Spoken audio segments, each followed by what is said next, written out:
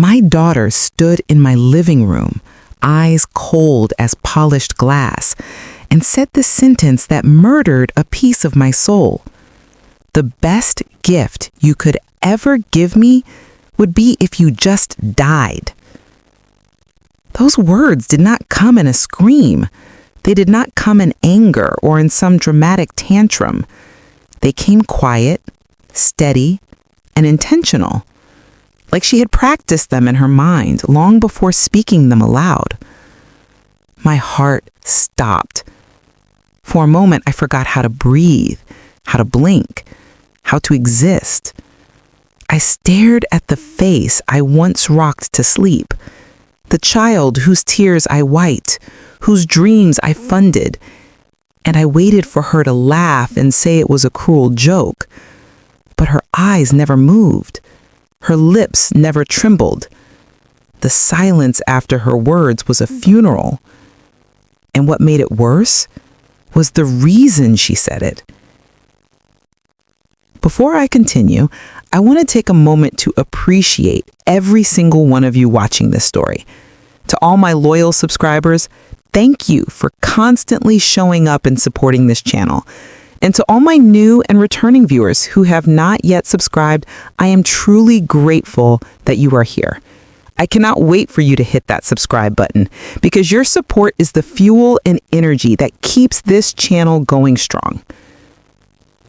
Please remember to engage in the comments and share your thoughts because your voices matter and your reactions help these stories live beyond the screen. Now, let me take you back into the moment everything began to fall apart.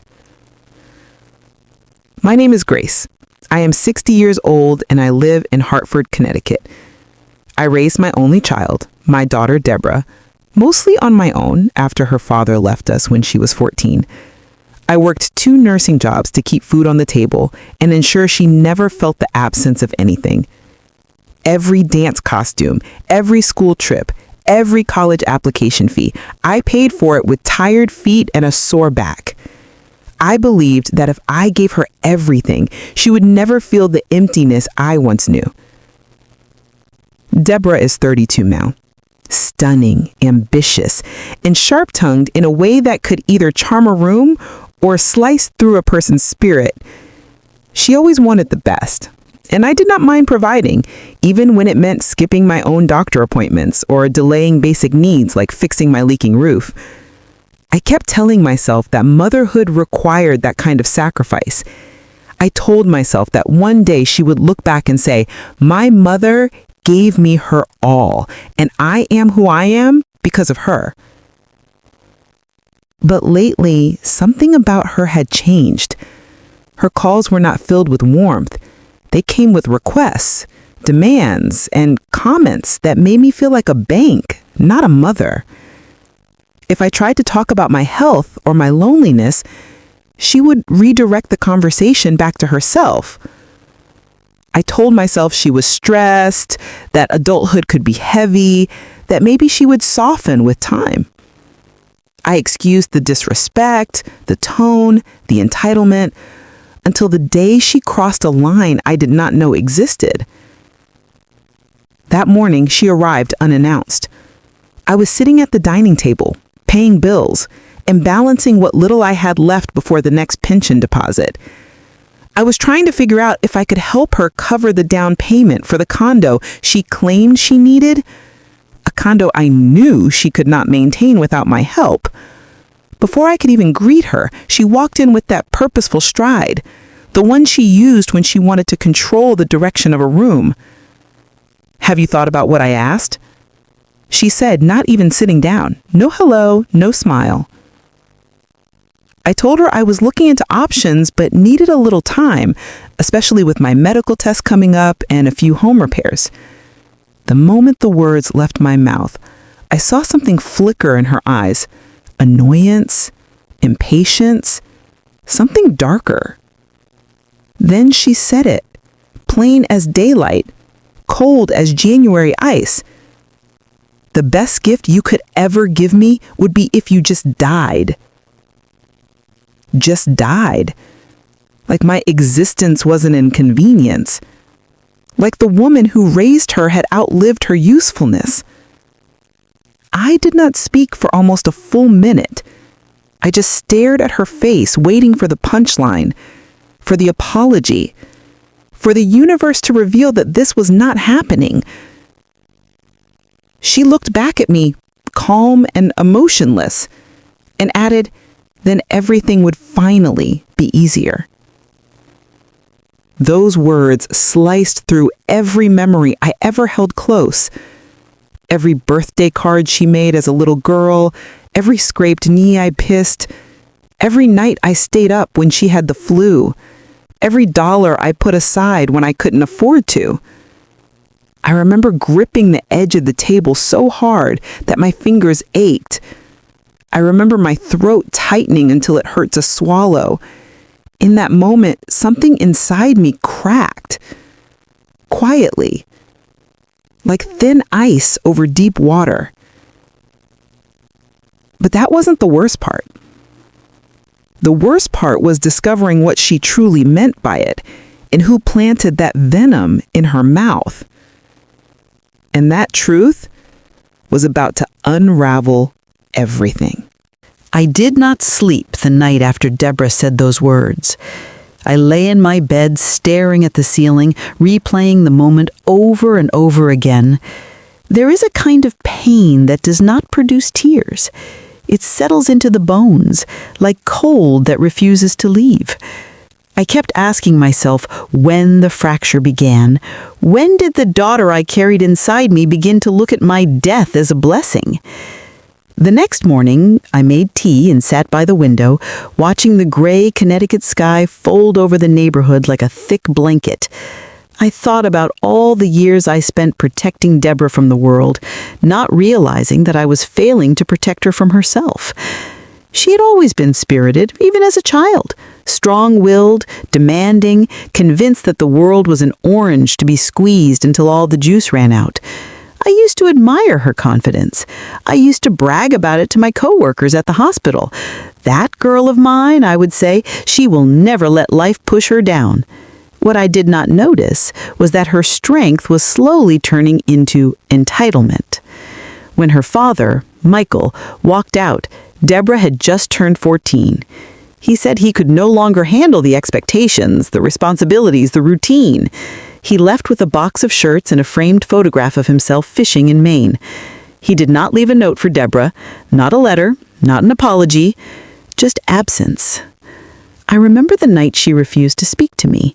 She locked herself in her room for hours, music blaring so loud it rattled the picture frames on the wall. I knocked and begged her to eat something, but she only came out when she was hungry and angry. Something hardened in her that year. Somewhere inside her mind, she decided that love could leave without warning, so she should take what she needed while it was available. I did not realize it at the time, but that was the first crack. By the time she turned 18, she wanted a car. I sold the antique dresser that belonged to my mother to help with the down payment. When she was accepted to a private college in Boston, I worked extra night shifts to cover tuition that the scholarships did not.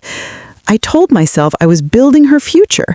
I told myself that one day she would look at me and see the woman who carried her dreams on her back. But the appreciation never came. Instead, the expectations grew. After college, she wanted to move into a condo instead of renting. She said renting was for people with no direction. I took out a home equity loan to help her with the deposit. Then she wanted help covering the furniture. Then the car payments when she switched vehicles. Then the business license for an event planning startup that failed within 18 months. She did not take accountability for that failure. Instead, she blamed me for not investing more. I kept giving because that is what mothers do, or so I believed. I thought love meant sacrifice, but I had confused sacrifice with depletion. The real shift began when she started dating a man named Daniel. He was handsome, but he carried the charm of someone who thought empathy was a hobby, not a human trait.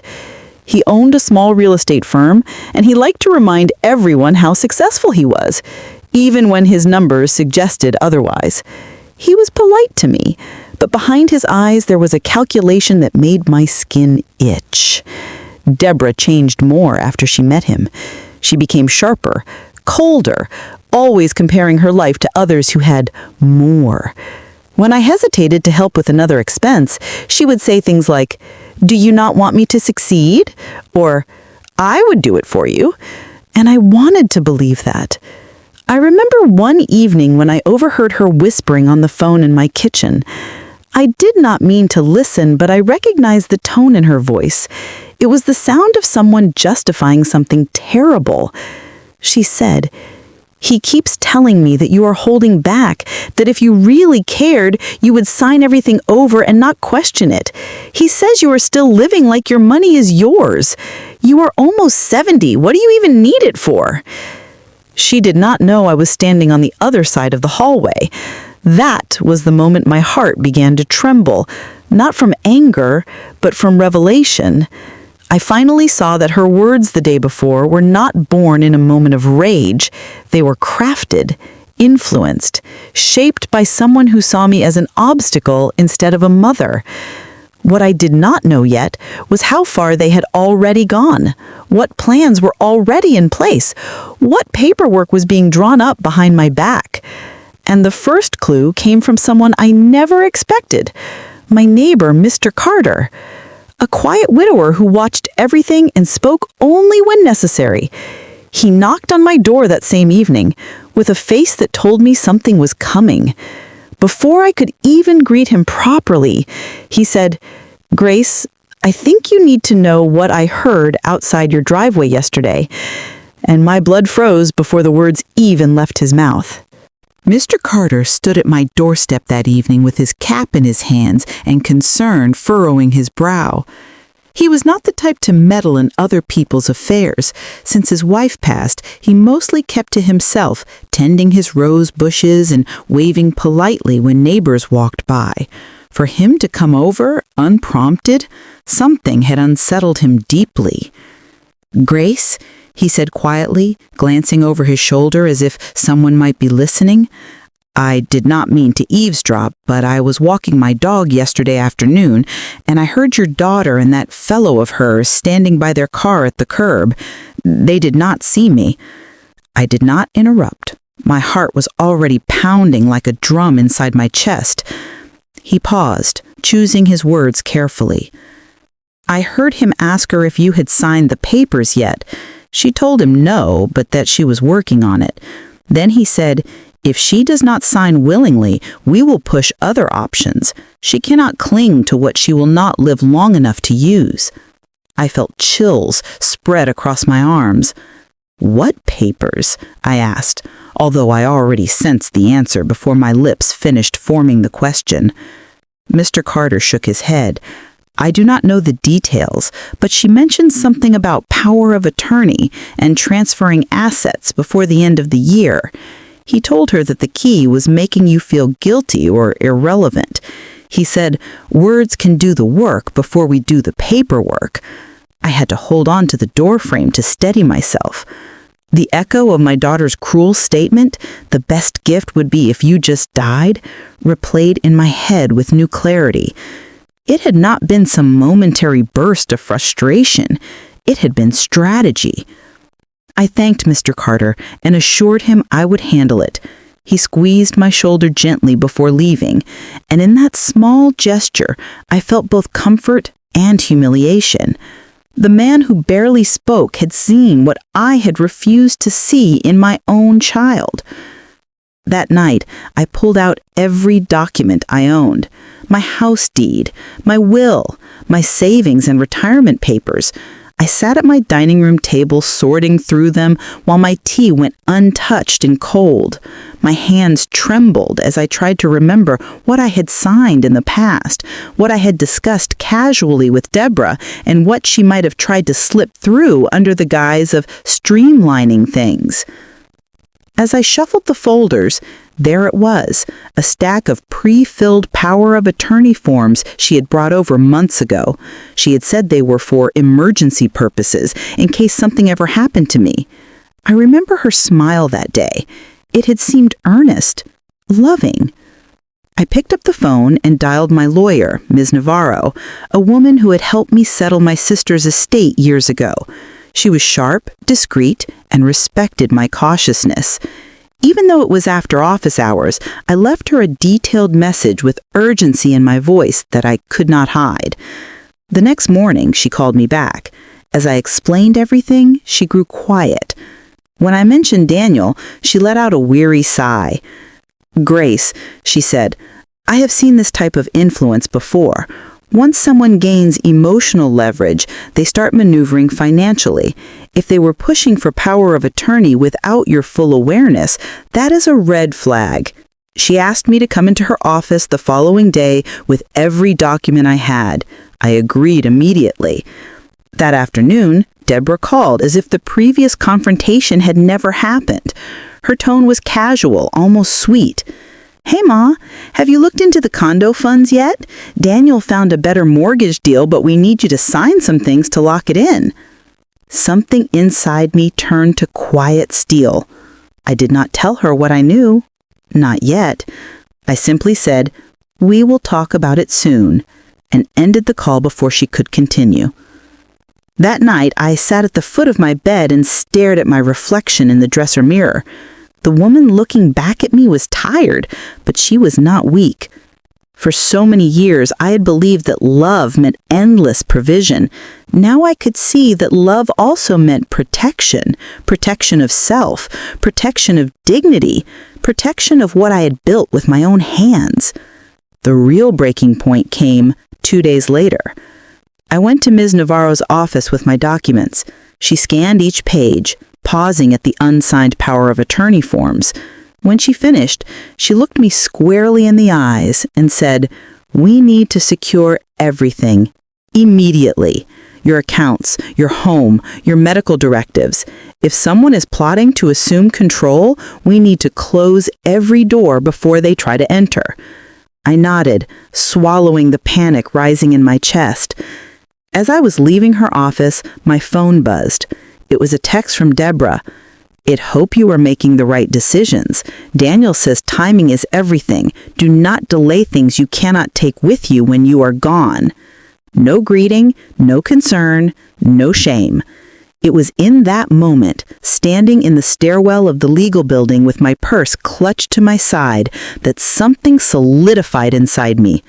I decided I would no longer live like a guest in my own life, waiting for permission to protect what was mine. And that night, I made the call that would change everything. Not to my daughter, not to Daniel, but to the bank, to my retirement plan manager, and to the contractor who had been scheduled to repair my roof. I canceled every dime of funding I had promised her, and the aftermath of that decision would reveal a side of her I had not yet seen, one far more dangerous than her words. The morning after I canceled the funding, I woke up before dawn. For the first time in years, my chest did not feel like it was wrapped in iron. I brewed a cup of coffee, sat by the window, and listened to the silence of my house. It was not lonely, it was peaceful.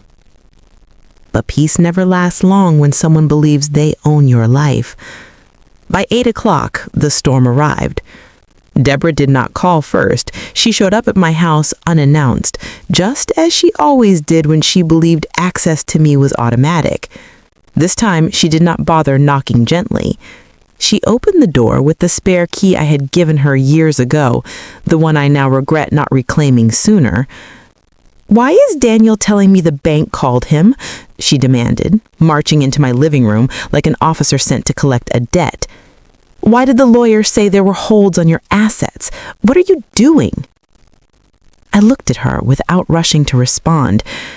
Her eyes were sharp, frantic, devoid of remorse. She was not worried about me. She was worried about losing access to what she believed belonged to her. I stood up slowly. "I canceled everything," I said calmly. "The condo money, the transfers, all access." Her mouth dropped open like she had been slapped. "You did what? Without talking to me?" I almost laughed at the absurdity of that question. I had spent my entire adult life talking to her, explaining myself, justifying every delay, apologizing for every boundary, and still, she looked at me as though I was the one who had betrayed her. You wanted me dead. I heard you with my own ears. Do you remember? She opened her mouth, but no defense came out. I continued. You said my death would be the best gift I could give you, and now you are angry that I chose to give you nothing instead. She blinked, and for a moment, something in her face faltered.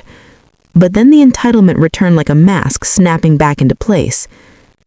You are being dramatic. I was upset. People say things. I stared at her. And Daniel? Was he upset too when he told you to push me into signing over power of attorney? When he said I would not live long enough to use what I own? Was that just conversation? The flash in her eyes told me everything. She realized I knew, and that knowledge unbalanced her. You do not understand how the world works. People plan, people prepare. Daniel is helping me make sure things transition smoothly when the time comes. You are being selfish and paranoid. I took a slow breath. I am 60, not dying. I'm still capable, and even if I were not, you do not get to decide that my life is over so yours can be comfortable. She scoffed. You think you can just cut me off after everything you promised? You think I'm going to start from scratch at 32? Her words were not those of a daughter. They were the words of someone whose favorite resource had just cut off the tap. You will start from where your choices place you, not from what you can take from me. She stepped closer, her jaw clenched. You owe me. That sentence, those 3 words, were the final fracture. I owe you nothing but the truth. And here it is. As of today, you have no access to my finances, my home, my accounts, or my future. I have changed my locks. I met with my lawyer. Everything is secured. You will stand on your own 2 feet from now on. For a moment, her face twisted into disbelief, then anger erupted like a match dropped in gasoline. You are insane. Daniel was right. Old people cling to power they do not deserve. You think this is over? You cannot survive without me either. I held her gaze. I have survived everything in my life without destroying the people who loved me. That is the difference between us. She stormed out, slamming the door so hard the frame rattled. I waited for my hands to shake. They did not. I waited for guilt to rise like smoke in my throat. It never came. The days that followed were quiet, but not empty. In the absence of her demands, I began to rediscover space in my own mind. I met with Miss Navarro again and finalized the restructuring of my legal documents. I changed my will. I appointed a neutral executor. I shifted part of my savings into a trust assigned to a cause I believed in, one that did not manipulate or drain me. There were attempts to contact me, first through calls. I ignored them. Then through emails, laced with threats and emotional blackmail, I forwarded them to my lawyer. Eventually, the noise slowed to a trickle, then to silence. One evening, as I folded laundry in my living room, I thought about the woman I used to be. The one who believed she had to bleed to be loved. The one who mistook fear for loyalty and silence for peace. That version of me was gone, not because she died, but because she finally awakened. I still love my daughter. That kind of bond does not evaporate, even under fire. But I no longer love her at the expense of myself. If life teaches anything with age, it's that survival without dignity is not living. It's slow erasure. And I refuse to disappear quietly. So when people ask what finally made me cancel every dime of funding, I give them the simplest answer. The day my daughter wished me dead was the day I chose to live. If this story moved you, I want to hear from you. Drop your thoughts in the comments. Tell me what you would have done, or if you have lived through something similar. Don't forget to like this video, share it with someone who needs to hear it, and subscribe to the channel so more powerful stories can come to life. Your engagement is the heartbeat of this space, and I am grateful for every one of you.